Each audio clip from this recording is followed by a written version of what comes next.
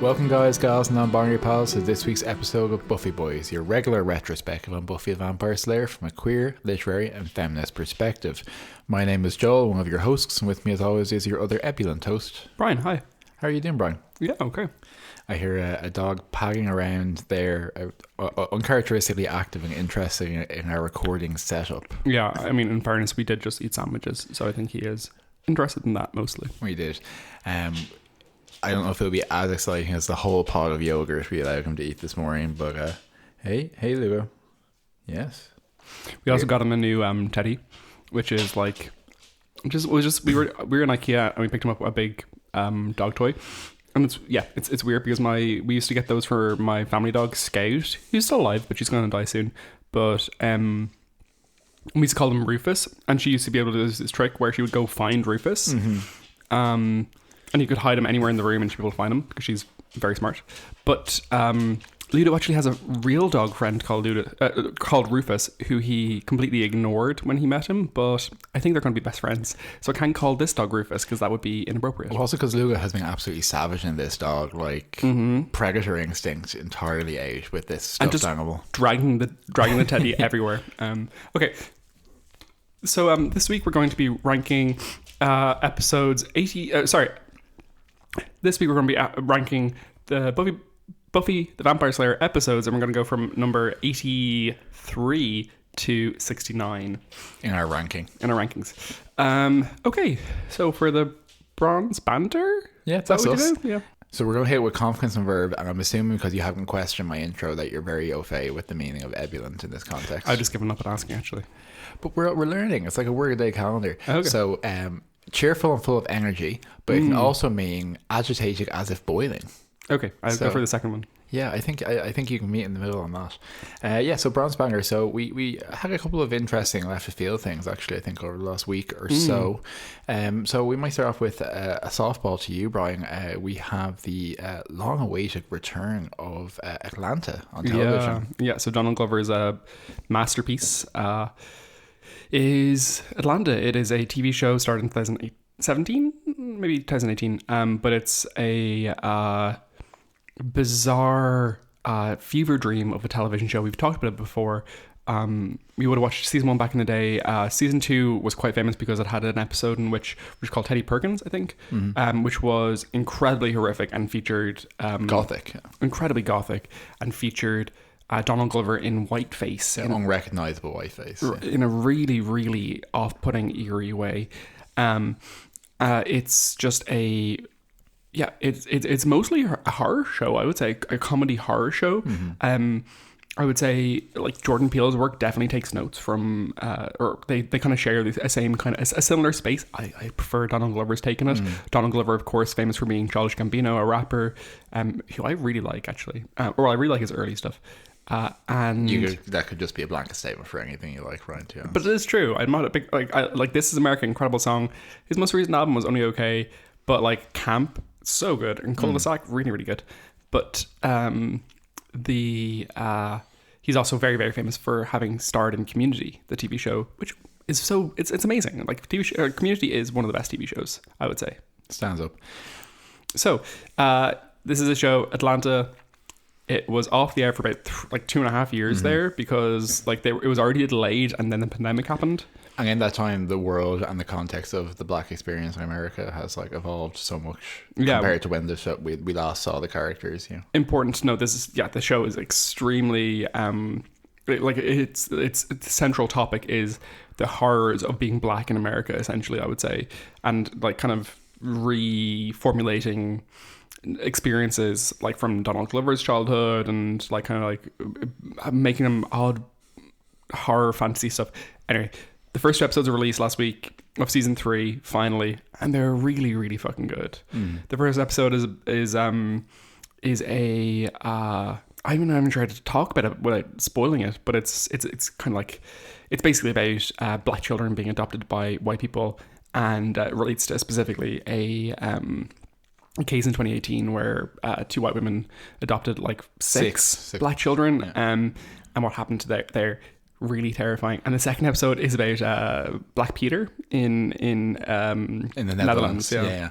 And the kind of the traditional cultural practice there, Black Peter, and of children putting themselves in blackface essentially, and kind of the intense whiteness of that part of the world. It's fascinating. Go watch it, lad. Like both episodes actually, and I think you commented this while we were watching it, have like a fairy tale quality to them, in like a Grimm's fairy tale, like, but like a really rooted in kind of oral tradition kind of thing. So yeah, anyway, very interesting, and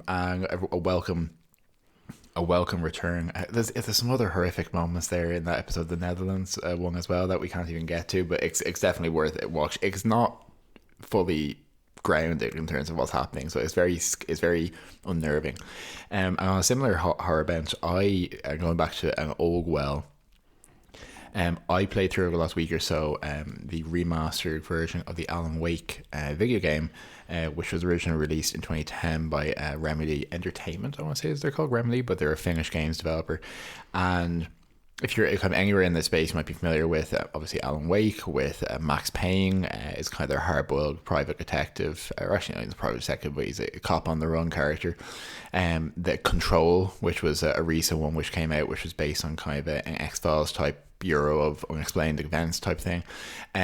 Alan Wake's one of my all-time favorite games, and in replaying the remastered version, I was thinking, okay, maybe this is going to be cheesy, a bit kitschy, I don't know if it'll stand up. I really, really love the experience. It very much textually and subtextually draws from Stephen King and Twin Peaks in terms of Alan being a writer who's trapped in a small town in America, and accidentally ends up writing his dark impulses into existence and having to process that as a writer and fight them using his words, etc. They're flawed games in many ways, but incredibly heartfelt. The combat in the first game I found really clunky and just dull, personally. Yeah, and that's actually something specifically I think they improved over time. But it's just so much about the writing process, about a love of horror, and about it's almost in the same way that we say that Dark Souls as a game was very good because it interpreted Western fairy tales through a Japanese lens. I feel like that Alan Wake very much interprets a lot of American proceduralism through a Finnish interpretation, kind of retranslates it back in kind of a very uncanny way. And from that, I just went down an entire rabbit hole. I played Alan Wake. You collect all his manuscript pages in the game. I read through all of those. There's an How did you read them? You sat in front of the TV and read all the different entries, did you? No, I collated them. I formatted them myself, Brian. I printed them out and bound them and read them as a manuscript. There's an alternate reality game on a blog that came out at the time. I watched that. I watched all the old secret YouTube videos, read all the lore about how it's all connected. So like it was really like a deep dive. And yeah, it was very wholesome for me. It was like very like, oh, 100%. This is what makes me love this kind of interconnectivity, this connective tissue. Yeah, absolutely. No, they're fascinating properties. Yeah, I don't know how much to say about that because I haven't played those games. But you saw how happy it made me, so that's something you can speak to. Absolutely. The other thing we engaged with extensively this weekend was we watched Memories of Murder. So I had been like, this is Bong Joon-ho's second movie. Of Parasite fame. Snowpiercer, The Host, and Mother, which is another one he's done that's quite famous. But this is a movie that I wasn't super aware of. My sister Eve a couple of months ago asked me if we'd watched it, and I said no, but we do have it in a collection up here on Blu-ray, and I kind of didn't really think much of it. You know, when you get collections of, maybe you don't, maybe this is a very singular experience that I have, but when you get collections of filmmakers' movies, it always comes packaged with one or two early pieces that are kind of a bit like, okay, well, this is a bit ridiculous. Like I got the Europa Trilogy by Lars von Trier back in the day. I remember at least one of them being a bit like crap.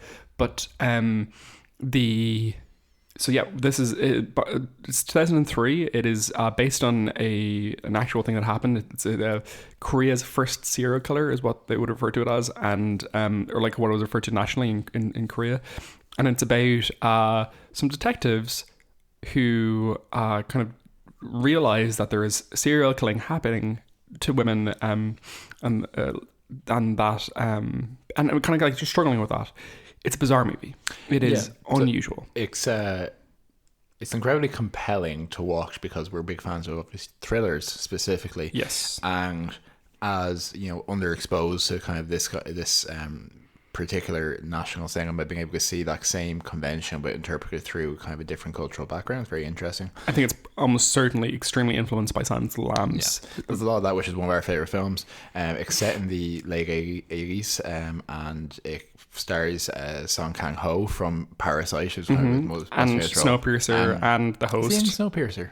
Yeah, I don't know that he's in Snowpiercer. He's definitely in The Host, though. He is in The Host, yeah. And Kim Sang-kyung, who is the kind of the detective, the more capable detective who comes in from Seoul to kind of deal with this. It happens in kind of a small industrial town, and there was just so much communicated about the cultural context, the history, the world. It was very lived in world. It was good serial killer stuff. It was scary and uncertain, and at the time that the film was made, they hadn't solved the murders that it was based on, so it was a real sense of this kind of frustration and challenge and danger. I saw it widely referred to as being, actually the reason I watched it, I was compelled to watch it in the end, was that I saw a TikTok that was talking about the best thrillers, and I was like, I fucking love thrillers, because like the top of the list was like Prisoners and Zodiac and Silence of the Lambs and stuff. And it's like, yeah, no, I think thriller is like maybe my is one of my top genres. I could be convinced to tell you that like thrillers are my number one genre, I'd say. But the Memories of Murder, I would say very similar to Zodiac in the sense that like it very much feels like an exploration of the time and a prolonged look at some people, and it doesn't so much resist giving you answers as much as it says just watch, as opposed to watching for a formula. It's darkly comic, I would say. There are moments of bizarre comedy, and then it gets like, as Bong Joon-ho often does, steadily the tone shifts over time to become this very grim, dark, not grim dark, but like grim and dark tone. Really worth watching. And there's some shocks in it that are absolutely, as you say, when the comedy drains away, that are pure well executed melodrama and tension and terror. Really, really good. I really liked it. We also started watching Pachinko, which is another Korean production. I would say mostly Korean production rather than Japanese. It's based in a book. I can't remember the name of the book actually, or who wrote it, but that's fine. But it's a Apple TV new release, getting hugely good reviews generally. It is it's a Korean I would say like cross-generational epic kind of thing. Generational is absolutely the word for it, yeah. And it is based on a novel called Pachinko by a journalist, Min Jin Lee. And just premiered, and it's basically 4 generations of a Korean immigrant family from kind of the early 1900s through to the modern day. And there's we haven't seen anything in modern day. The latest we've seen is 89, I think. Sure, yeah. I think it kind of projects further from that, and just as you say, it's kind of part Korean, part Japanese production because of the context of Korea at the time, and parts are in Korean and parts are in Japanese. Yeah. So it was. I don't know much about the history of Korea up until like the mid 20th century, at which point the American stuff makes it extremely relevant to the history that we would study here. But the history of Korea in terms of like the Japanese invasion and stuff like this, I didn't know much about, and I'm finding fascinating to learn and deeply frustrating. So apparently, from my understanding, 1910 to 1945, Korean was under Japanese rule. So that's kind of the context for the historical stuff. It's incredibly vibrant and beautiful, lush, and emotively conveyed, and we're just very welcoming as well. Yeah, welcoming. That's absolutely the word. So we definitely recommend it. So I prepared my segue based on Memories of a Murder, because I didn't know we were going to talk about Pachinko. So I'm going to say, speaking of serial killers and incels and frustrated men, the first episode we're going to look at today in terms of our rating, number 83, is based on a Xander-centric love situation. Yeah, so this is Triangle. It's season 5, episode 81, and Joel initially rated it 8.0 Chekhov troll hammers out of 10. And Brian rated it 8.3 insane troll logic. What's your memories of this one? Yeah, so this is the Olaf episode. This is Good old fun. Good old fun. I think we can stop at this point talking about why the episode is low, because it's not. This is now nearing the halfway point in terms of like quality, and like Buffy has more than 50% very good episodes. Yeah, that's a great point, Brian. So I think really to focus on what are our memories of it and what are the kind of the key things that plays it. So this is a very we get a lot of Ongi in this episode, and we get a lot of the magic box, which is very enjoyable. It's very much focusing on the impact and the outcome of Buffy's breakup with Riley. And it's good because Riley's gone. I would say the thing that when I think of this episode, which doesn't necessarily I don't love about it, is that it is the Olaf stuff and the troll stuff is like very peak. What we saw a lot of in early Angel as well, Joss Whedon trying to be funny, and he's like, oh, he's a troll, and he says troll like things, and it's like that's very early 2000s in a way that like it's just kind of a little bit boring now. But I think that in terms of focusing on those three women and kind of the magic box setting, there's some good comedy that comes out of it, and I think it's a nice release of pressure, and we have this kind of ongoing thing in the episode of progressing slowly who is Glory and what is Glory, that's kind of running behind of it as well. Absolutely. Okay, next up at number 82 we have Him, which is season 7 episode 6. Joel initially rated it 8.6 pushy queens of Sluttown out of 10. And Brian rated 8.1 breeders. Yeah, great. So this is the episode where Dawn initially becomes infatuated with he has some name like JP or Jay-Z or it is like JP. I'll find out. You can keep talking. But essentially it's a boy in the new Sunnydale High School who everyone is in love with. AJ, I'm going to bet it's AJ, and essentially because his brother has an enchanted Letterman jacket that makes everyone think he's really compelling. Or Jay, oh, so close. So there's actually a lot to like about this. I didn't have any great memories about this going into season 7, but I think it was a Dawn-centric episode, which I'm a fan of. It was a new Sunnydale High-centric episode, which also, when the little amount of that we really got in season 7, I think worked quite well. It was light and comedic. It had that incredible 4-way split screen of all the women trying to prove their love. Yeah, I think maybe one of the greatest comedic moments in the entire show is that split screen, and then Sarah Michelle Gellar deadpan walking into frame with a rocket launcher about to blow Robin Wood away. Incredible. A great format breaking moment. I also quite like the conclusion, which is Buffy breaking out of the spell because of her love for Dawn and being like, oh, like, because she finds that Dawn is going to kill herself on a train track, yeah. And she that's enough for her to be like, oh, fuck this nonsense, and goes off to try to and save her. Yeah, and this is the episode where we also have Willa having some conversation about potentially forcibly changing a man into a woman because she's gay, which is like a whole thing. This one I like, though.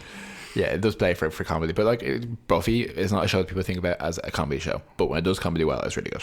I always think of Buffy as a comedy show. I don't think the average person does. Okay. So next up we have at number 81, we have Afterlife, season 6, episode 3. Joel initially rated this 8.0 metal flame tubes. And Brian rated it 8.1 doily bed coverings. Oh, that's boring. Okay, so this is the episode where Buffy has come back to life, and she's kind of dealing with it. There's a good bit of horror element to the episode. There's the kind of spectral thing that has come through with Buffy, essentially, is haunting them. Oh, the monster that's created by Thermogenesis. Thermogenesis, yeah. Why didn't you rate it Thermogenesis out of 10 then, Joel? Oh, because that's such a common thing. It wouldn't have been very interesting. Okay, so it's a good episode. Undoubtedly, it's it's not the strongest monster of the week, but in a season with, like, I would say too little monster of the week stuff, it's quite good for that. There's two specific horror film moments in this episode. It's one of the times that I think, particularly in later Buffy, it goes almost like rated M dark in places, and why I find this monster memorable is it's a proper wraith. You see the skull faces on all of the pictures of Buffy, Joyce, and Dawn while she's being haunted. And if you remember, this is the episode where Ongi gets possessed, Evil Dead style, and tries to stab them. So there's some actual proper kind of horror in how they present this monster as a consequence of what Buffy's done. Yeah, and Oh, sorry, that's entirely blaming the wrong person. What's been done to or for Buffy? Yeah, and I think most chillingly, the episode, in an episode that is kind of horror centric, the conclusion is Buffy telling Spike that she was in heaven when she was ripped out, that she wasn't brought back to life from hell, and it's an incredible moment. It was shot really beautifully. It's them in the back alley of the magic box, I think. And in the shadows while the sun is streaming elsewhere. Yeah, and it's an incredible performance by Sarah Michelle Gellar, and it is one of the most striking moments of the show. Yeah, absolutely. And I think that the twist, such as it is, that Buffy was pulled from heaven, is one of the most unique plot points on television. Like, not anything that really even shows that deal specifically with heaven and hell as locations. It doesn't hit in quite the same way as this. I feel like that's never quite been replicated in the same way. Yeah, like the absolute numbness she experiences in that moment. It's just shocking. Okay, at number 80 we have Spiral, season 5, episode 20, and Joel initially rated this 8.1 abandoned syringes. And Brian rated it 7.8 hell bitches in orbit. I stand by that. So this is the episode where So this is the episode where they mostly the time is spent with the Scooby Gang in the like garage where they're being held in by the Knights of Sidonia, and like something I said to you, I wish I knew it was going to stick. But yeah, absolutely, the Knights of Sidonia / Templars, whoever they are, it's that weird set in the desert they escape to on the bus, and there's a lot of low rent Ren Fair stuff happening, and also them being surrounded.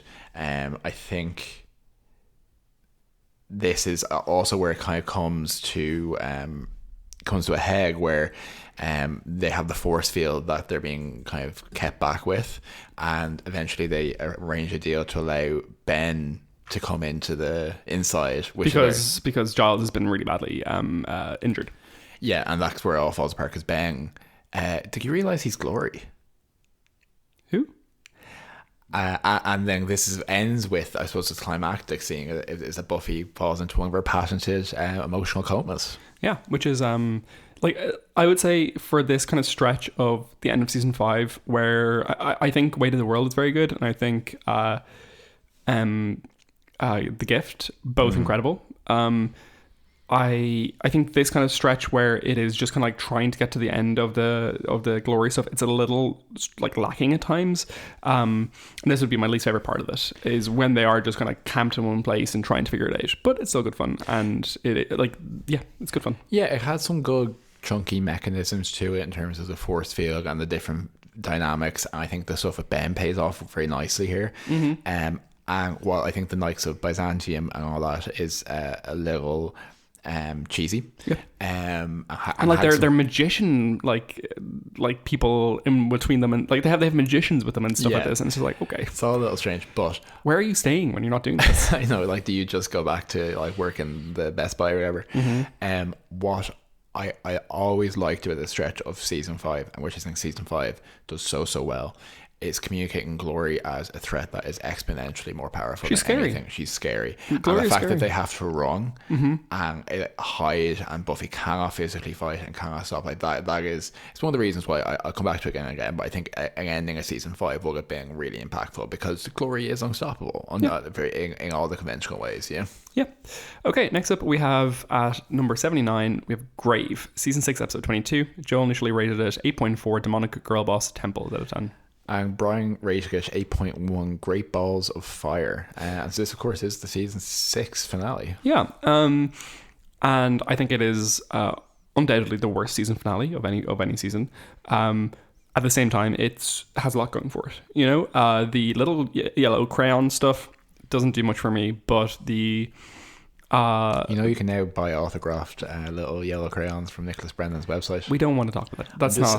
That's not nice, Joe. No, I'm just I stated it factually. That is, no, you didn't. You stated it factually. It's a piece of memorabilia. Editing and context is key here.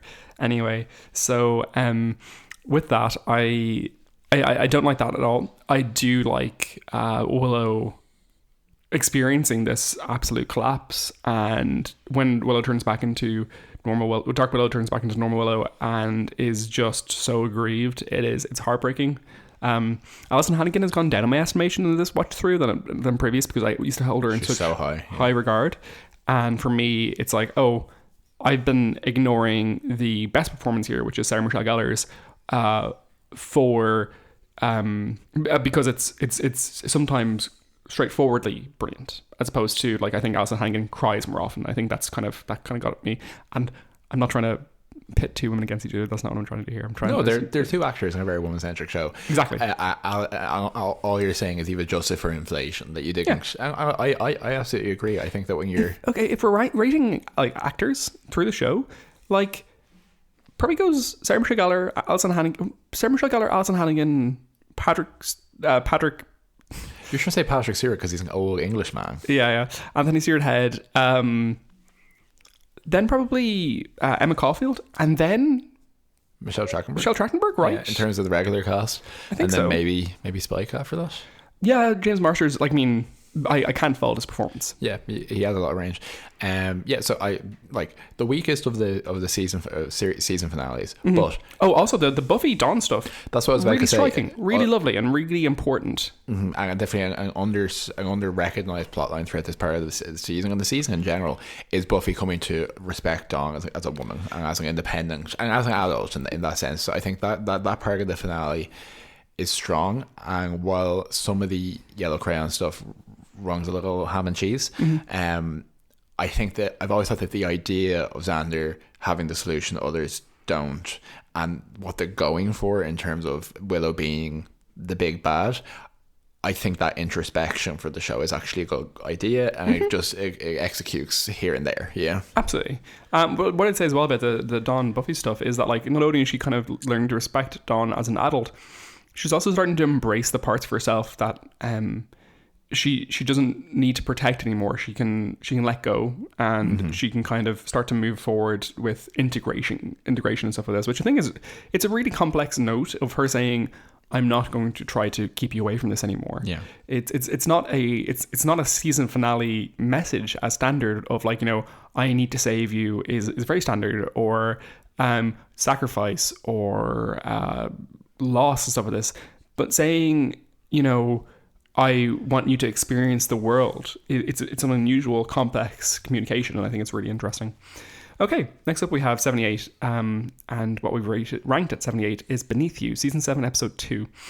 And Joel initially rated this 8.1 second-hand souls, lightly used. And Brian rated it 8.2 bastonadas, which of course is a strip of wood used in Turkish prisons to wrap people on the feet as a punishment, but can also be used as an effective billy club, say for example in a high school punishment situation.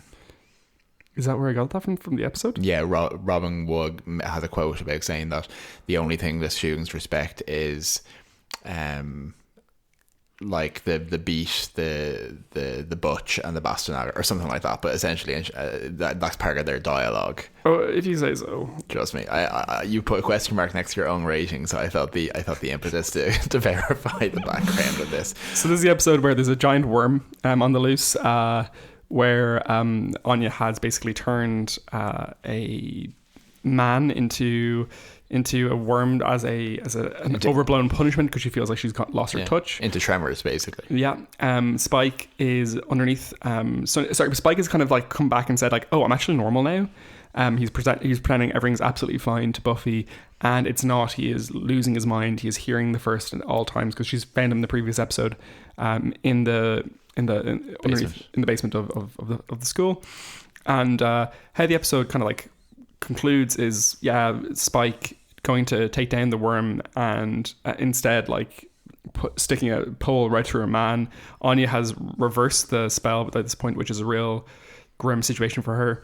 And and then Buffy kind of goes off to find Spike, and he's in the church, and you have that incredible scene between Buffy and Spike where he says not very much, but it is insane, and he's kind of saying that he's lost, he's completely fucked, you know, and you end up with Spike draped across the crucifix, starting to sizzle while Buffy just like watches him and cries, essentially. Yeah. Actually, a lot of connective tissue with that episode and one of the Angel episodes we'll talk about later as well. I totally agree. Yeah. But yeah, no, it's it was kind of a pace setter in many ways for season 7, definitely the first half of it. A lot of strong performances across the cast. This is the point where like Ong is quite scary in some ways, and you're kind of scared for her in terms of what's happening. The whole thing with the worm and the guy being stabbed was something that when I was younger was very much like, oh, this is also, I wonder, is this like this is getting dark? There's something like you don't feel safe with how dark it's getting. Like something really terrible is about to happen is what it feels like.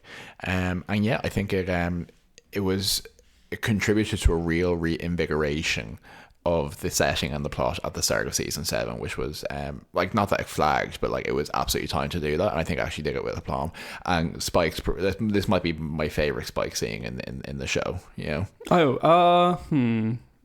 It's up there in terms of dramatic performances, because so much of his dramatic performance is often around how much he loves Buffy, and this is less about that. He has stronger comedy moments, he has strong horror moments, but this is this was worth the price of admission for me. Absolutely. Okay, next up at number 77, we have Tough Love. Joel initially rated this 8 exotic CGI daggers. And Brian rated it 7.9 petrified hamsters. This is the episode where I think you have a couple of different things happening in the background. You have Buffy kind of dropping out of college, struggling with being a parental figure for Dawn. You have Ben losing his job. Tara and Willow having kind of like beginnings of arguments around Willow being too reliant on magic and too flippant with it. And then you have, after having an argument, you have Willow going to find Tara, and Tara has been grabbed by Glory and is having her hand crushed by her and eventually her brain sucked by her. I would ding this points for that kind of storyline. I don't love that storyline of Tara being knocked out for the end of season 5, but especially because there's so little left of her character for the rest of the show, which is really upsetting. And I think this is really when she's coming to her own as an actor as well. But the Glory stuff is genuinely threatening and scary. Yeah, so I would kind of agree with you on those points. I think it's one of those things where Tara will always talk about how a lot of the choices weren't the best choices, but she works so well within those choices, you know? So I think and bear in mind, we know nothing that's coming of Dark Willow at this point yet, so seeing Willow go this extreme and let loose on Glory and actually managing to like slow her down and cut her and stuff like this, and cut her is appropriate. And one of the big escalations at the end of this episode is when Tara unwittingly reveals to Glory, when Glory comes for revenge, that Dawn is the key, and there's that moment of Buffy having like her slackjawed and being like, oh, fuck, you know. And I think, if I remember correctly, the next episode starts immediately with Buffy running and then trying to like get Dawn out and like react to that in a way which like is maybe some of the best, because we're always wrong in places when things are ready to blow up or portals are ready to open. This stuff about Glory realizing what Dawn is and them losing control of the situation is one of the best like tensions, I think, in the show. Yeah, though the episode actually ends with Tara saying that Dawn is pure energy, and then that running and all that stuff. So that whole chase sequence is the start of the next one. Yeah, absolutely. But I mean, like it transitions. Like this is the setup, and then Spiral is like the chaser for it. Yeah, absolutely. I'd say this episode, the thing that it really has going for it is this sequence with Willow unleashing. It's threatening and scary and really interesting and really intriguing. But yeah.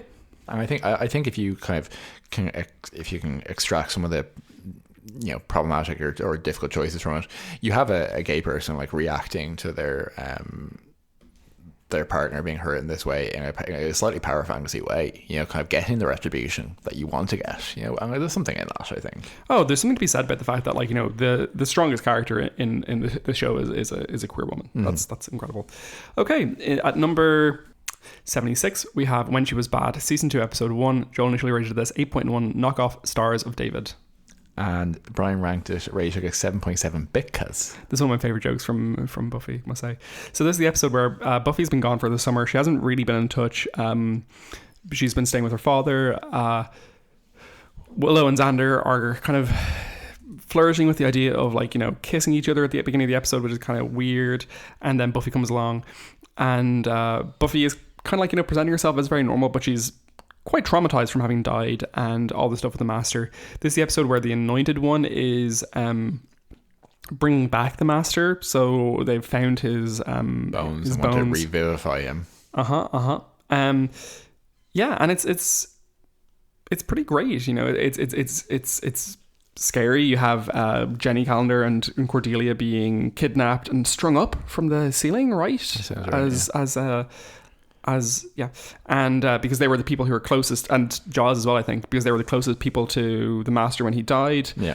And you've had the episode finishing with Buffy traumatized, smashing the bones of the Master to pieces. It's really good. I think there's a lot to say for this as a start of a season 2. Maybe the strongest season of Buffy.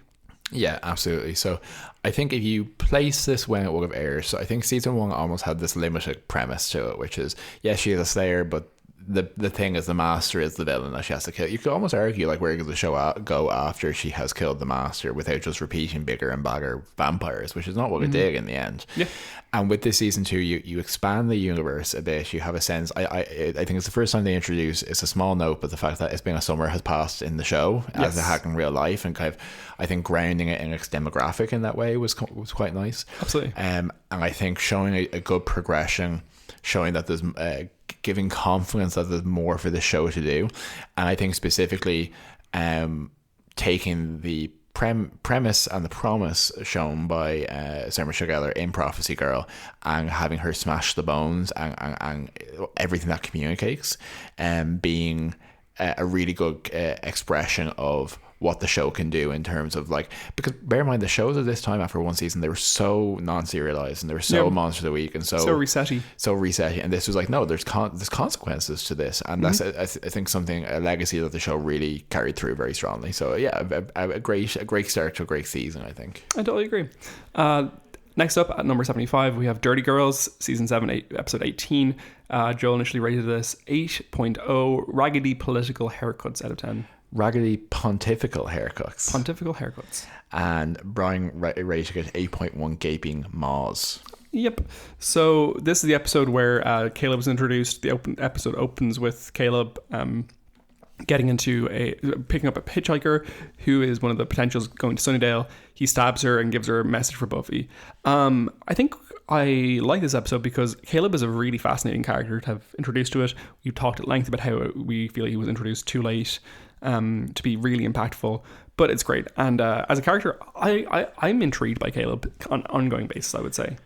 So we talked about this fairly recently, but I do think that this is a high water mark in many ways for season 7 because, you know, as you said, Caleb and what he represents, a very relevant thing for season 7. Nathan Fillion does a good performance as material, and bear in mind, in this episode he goes from being introduced in the opening scene as this like really misogynistic, violent threat to putting Xander's eye out in one episode. Yeah. And that attack on the vineyard, which so defines the war with the First and the gang's turmoil over it, is in this episode. And, you know, we always talk about whether deaths are necessary or earned, but I do think this escalation is like a good thing to do with the plot. It's scary. Yeah. Also going for the episode, you have Faith returning, and that's, for my money's worth, always a great time. And yeah, it's an interesting one. The moment of Caleb like plucking out Xander's eye is ongoing, is really persistent. I think it's really scary when it lasts. Yeah, and I think if you had gone a little bit further in the season without this kind of escalation, the First would have been really defanged as a threat.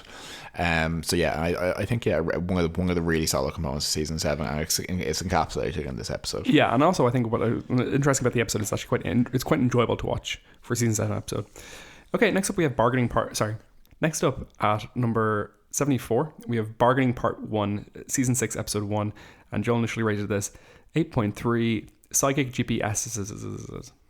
And Brian rated it 8.0 Underskin Scarabs. So this, of course, is season opener for season 6. Yeah, it's a good one. Buffy's back, baby. Buffy's back. For most of the episode, Buffy is not back. You have the gang kind of dealing with the fact that Buffy is gone. You have the Buffy boss patrolling. Spike is absolutely traumatized. Willow has completely rejected the whole concept that she is dead. Giles flies back to England.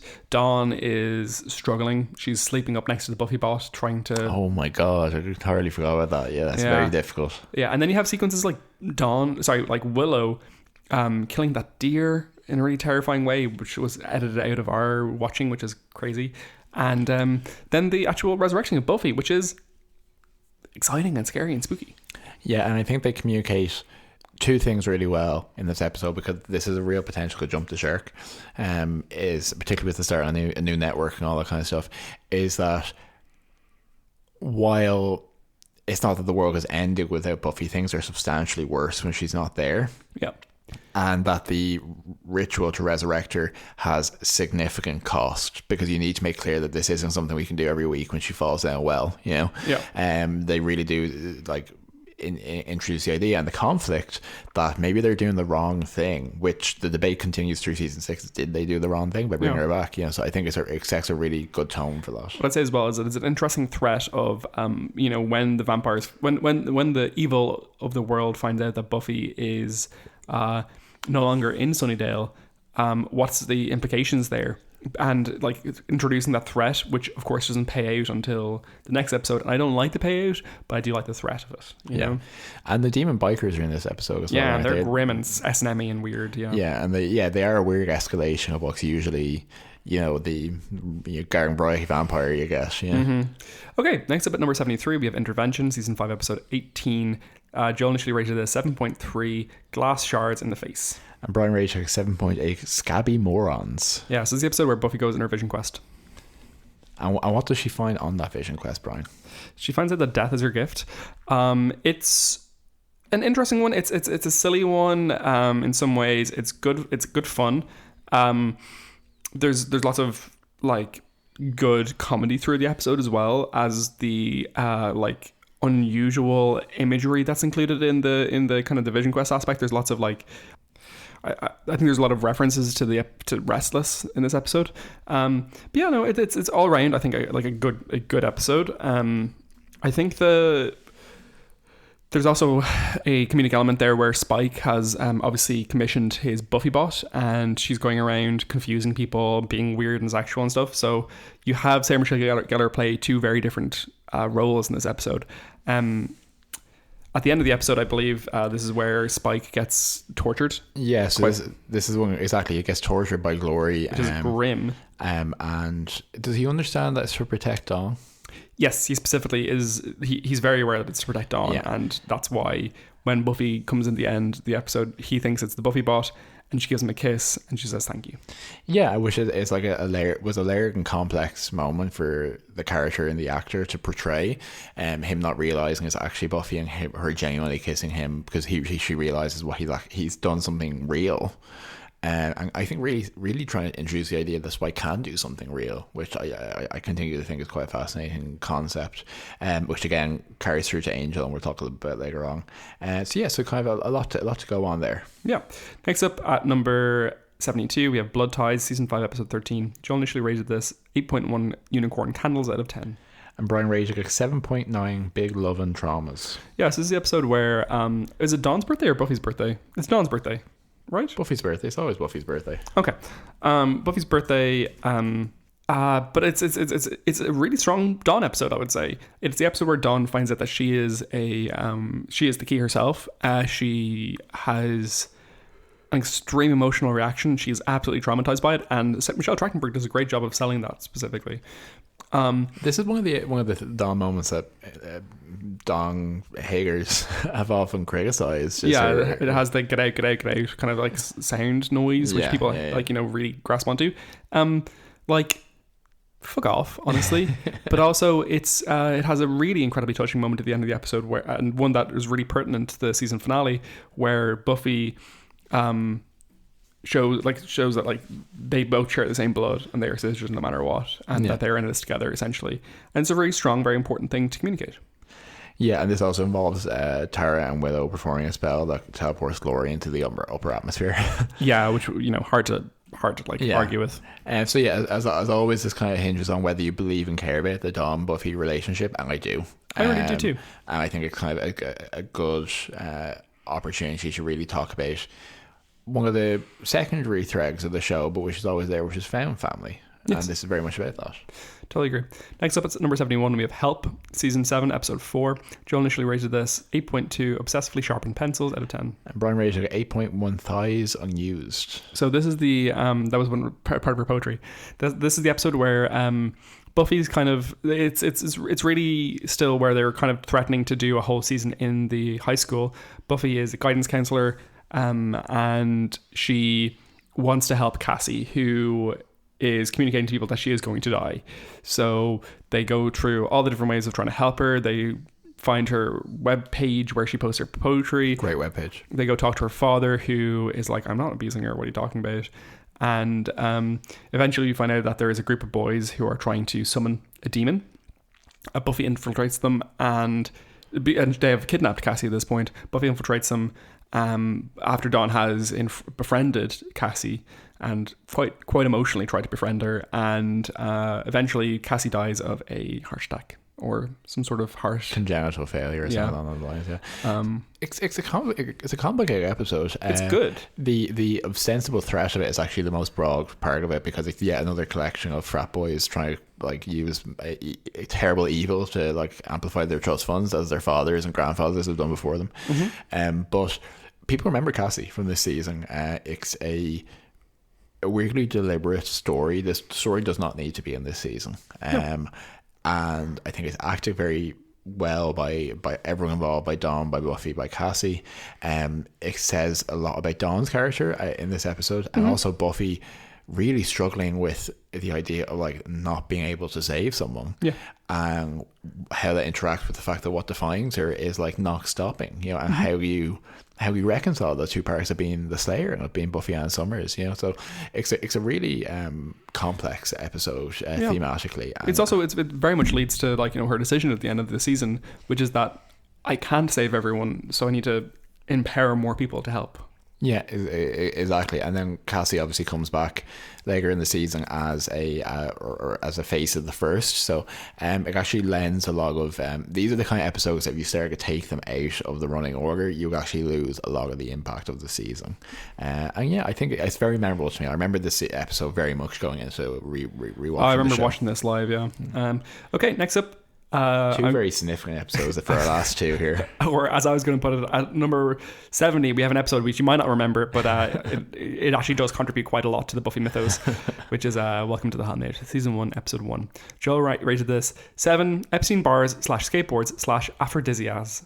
And Brian rating it 5.5 Epstein bars. Why did I give it 3 ratings? Well, first off, I said I'm going to give it 5.5 Epstein bars because we had talked about it beforehand, and I said we're going to do like Gilmore guys do, where we take something from the episode and say, oh, we're rating it this much, this.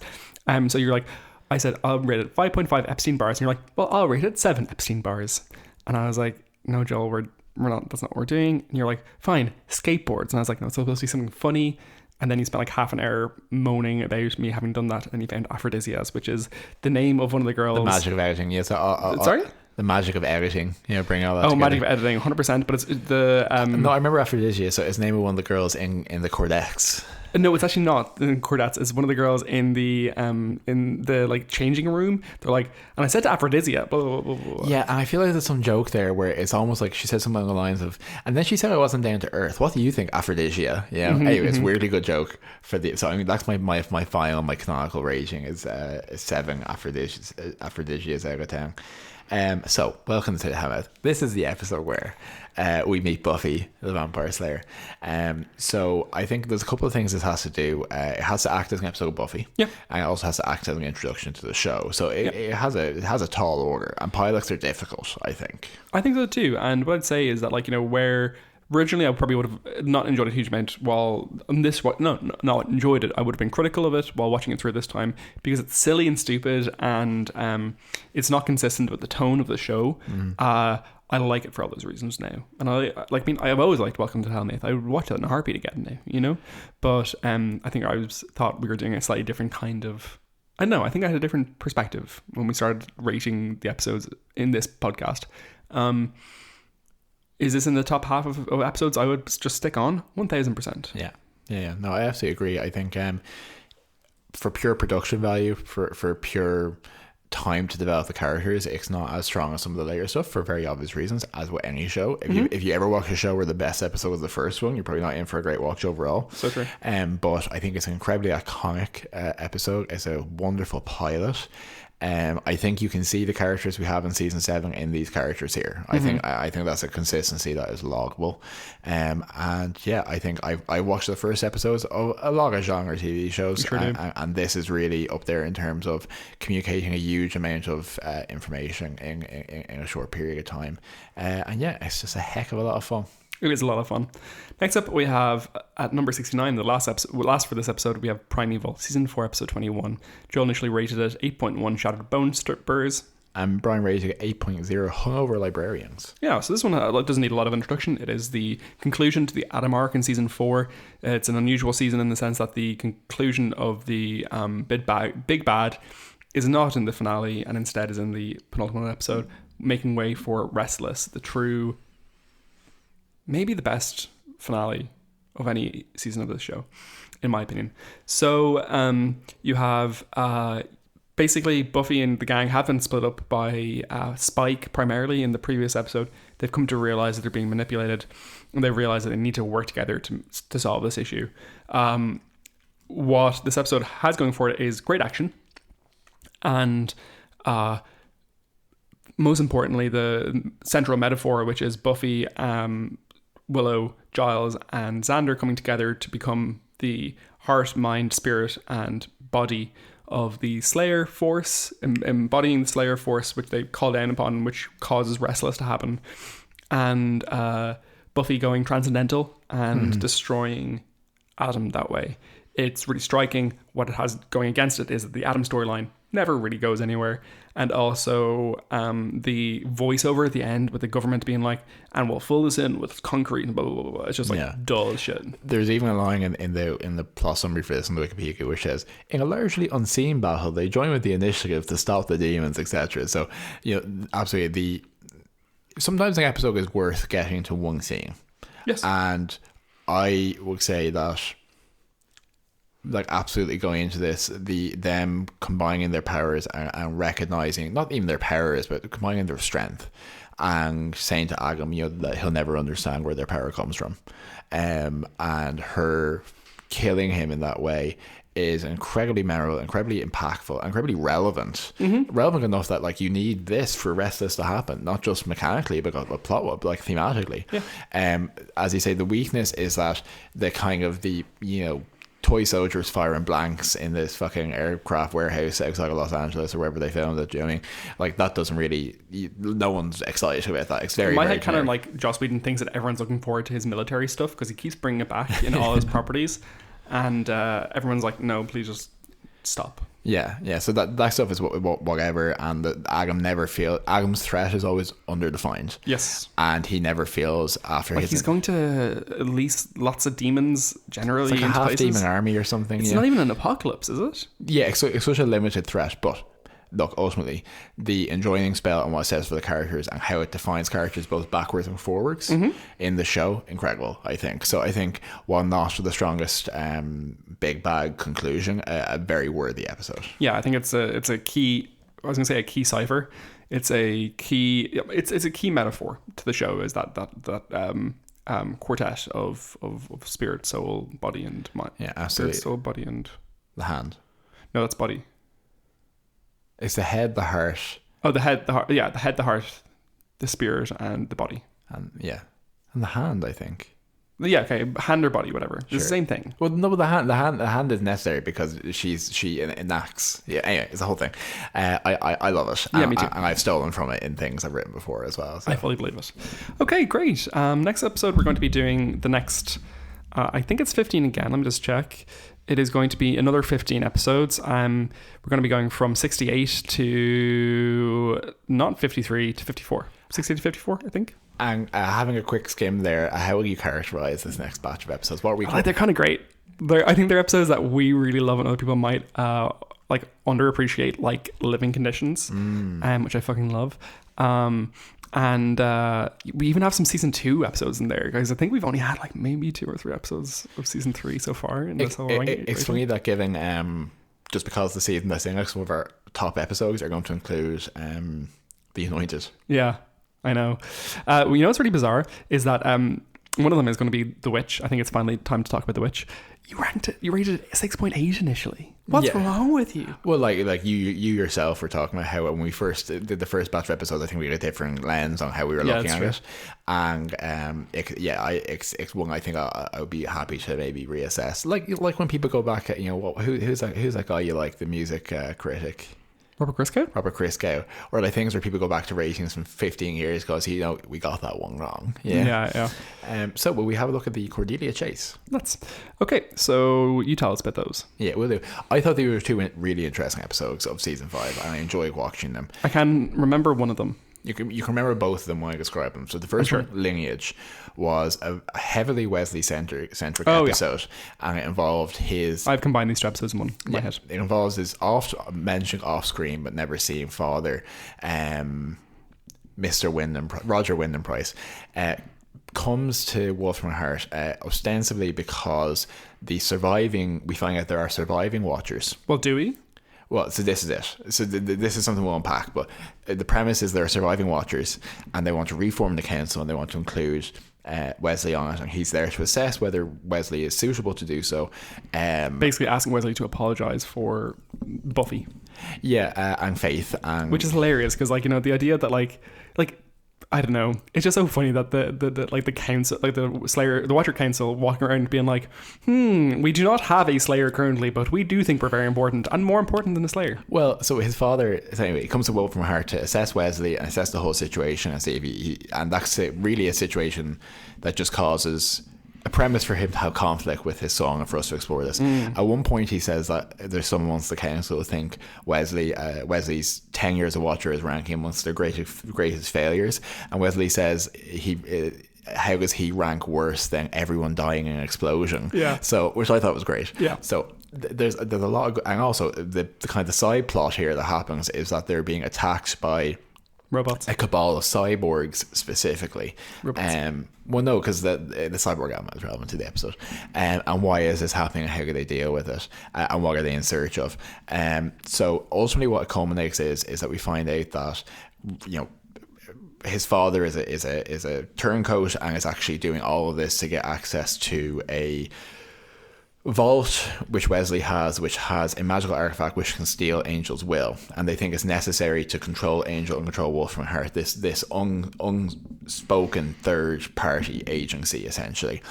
And there is a confrontation where all through the episode there's really good dialogue and really good interactions between how his father puts him down and kind of, you know, how that's clearly informed Wesley's personality, how everyone feels about this, and kind of looking at Wesley as he's evolved as a character. And there's real tension over whether Wesley is doing the right thing that he believes in here. And then at the end of the episode, they're on the roof, and his father threatens Wesley, and he says, "I'm happy to die to stop you." And then he threatens Fred, and in a half second Wesley guns him down, like puts 5 shocks in his body, and then gets sick. And then it culminates in the fact that his father was in fact a cyborg, and that plot is left hanging because, to be fair, at this point they didn't know that this season was going to be the last season, and there was intentions to develop the cyborg plot because it's implied that the cyborgs are other good guys, and they think that Wolf from Heart are also the bad guys now, which is true. Yeah, so it never kind of got to develop further from that, so you never really find out where that came from or how they made such a convincing copy of his father, and a copy who I would say from the acting may have actually thought he was the real father. I'd say so too. But I thought it was so unusual of an episode. I thought that this new character, but really character relevant injection, gave everyone reason to interact and define themselves. He even talks about how back in 40 years ago he had a confrontation with Spike in a orphanage in Vienna, and apparently that's a reference to the fact that this actor who played the father played Mozart's father in Amadeus. It was like a great performance, specifically by Alexis Dalensoff. You can really see a scared child underneath like a reasonably cool exterior when it comes to interacting with his father, and like an unwillingness to necessarily correct his father, but also like a sarcasm to like a barbed sarcasm to what he communicates.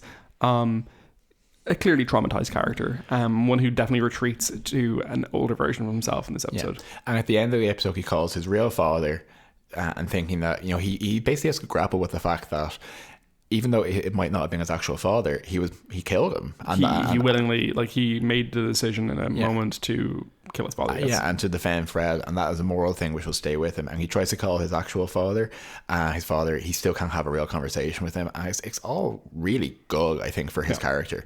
So I don't know, this is an 8 for me. I thought this was a really good episode of this season. Beginning of this, Cordelia Chase, it was a 7 for me, and you've convinced me up to an 8. Yeah, okay, well, I'm glad, because I think for a one episode character, like, really, like, brought a lot of classic Buffy stuff to it. Like, of course, I think so too, if his father's a watcher and he has this confrontation and all this kind of stuff, so yeah, 8 for me. Shame it didn't go anywhere, but I don't think the episode could fault for that. No. And you know, the Wolf and Heart environment is kind of fun. It's fun when they do it right. Yeah. The next episode is Destiny. Yes. And it focuses... Spike-centric episode. It focuses on Spike being corporealized again, and this is enough to now threaten the Shanshu prophecy that there will be an ensouled vampire who is not a ghost, who may have a decisive part in the final battle. And the entire episode is really predicated around... funnily enough, there's another tertiary watcher character in this, because there's the disgraced watcher, Rutherford Cirque, who is kind of Wesley's Knox. Yes, exactly. And who we eventually find at the end of the episode that there's a conspiracy to set up this scenario, and he kind of gives them false information about the Shanshu prophecy to enable this. But really, it's a discussion over what are the similarities and differences between Angel and Spike as characters, both textually and also in terms of the role in the show. And there's a lot of conflict between them. We see intricate with flashbacks, a return of Drusilla in a flashback to how Spike initially met Angel, and how Spike, while being a vampire, was still very idealistic and still felt that him and Drusilla had a real love, a true love that was his destiny, and Angelus really cruelly taking this from him by having sex with Drusilla in front of him. Yes. And how they had a potential to be vampire friends, but Angelus was too petty and too cruel to allow that.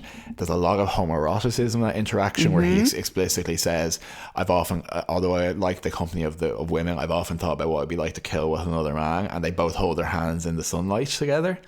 And then in present day, they fight over this genuine MacGuffin of a fake chalice that will make one of them the ultimate champion. Or will cause torture to them? It is, but the whole thing is that the champion is the person who takes on the torment. Okay. And that will essentially mark them as like the final champion. And they really, really, really beat the shit out of each other. Yeah. And there's a real interaction between how an Angel thinks he knows everything there is to know about Spike, and Spike says, you do not know who I am. And he beats Angel. It's kind of similar to the thing with Wesley, even though it turned out to not have real life impact for them. He lost to Spike. Spike beat him to the chalice. And what does this mean for them? And then the kicker, kind of the twist at the end of the episode, you find out that Eve, the Wolf from My Heart representative, has actually been working against everyone, and is working with Lindsay McDonald from season 1 and 2. Well. Who's come back and is enacting some kind of plot. And this might not become super clear later on, but it's implied that both the amulet that caused Chosen and this are all part of his plot, and it's part of this kind of senior partner ultimate plan kind There's of thing. A real problem with Angel of like, you know, oh, actually it was me all along. Like every so often they're like, oh, I was the one who manipulated all this. It was me, Jasmine. Yeah. This is like, okay. I think this is not too bad compared to that. But yeah, I think I could probably only say, because it does drag in places, probably a 7. Really? Yeah, I thought it was really strong. I thought the Spike Angel like core interaction really sold it. Okay, I was reluctant to give 2 8s here because I thought you might fight me on it. No, I was originally saying 7 and then 8. You're going to say 8 and 8, and now you're going to say 8 7. Okay, then I think we can say this is an 8. Okay, okay. Yeah, we can, because I also really liked this episode. I thought this was a really good stretch of 2 episodes. I thought this actually added a lot to the Spike character. Yeah. And for a late stage flashback, Not bad at all. Yeah. I thought really brought the original voices of those characters. So yeah, I think for different, very, very, very different reasons, but 2 aches in a row. Great. As a quick programming note, we will be around. I believe we'll be around next week, but we definitely won't the week after. So yeah, just bear that in mind. Try to deal with it. Some family visitations happening, which may impact regularly scheduled programming. True that. So I think that's kind of brought us up into like a very juicy part of the Buffy rankings here forward, which I'm very excited for. But I think that's everything for this week. So as always, thanks very much for joining us. If you enjoyed this episode, please let us know. Tell your friends. Tell your absent fogger figures, and we will. I don't have one of those. Yeah, well, most of us do.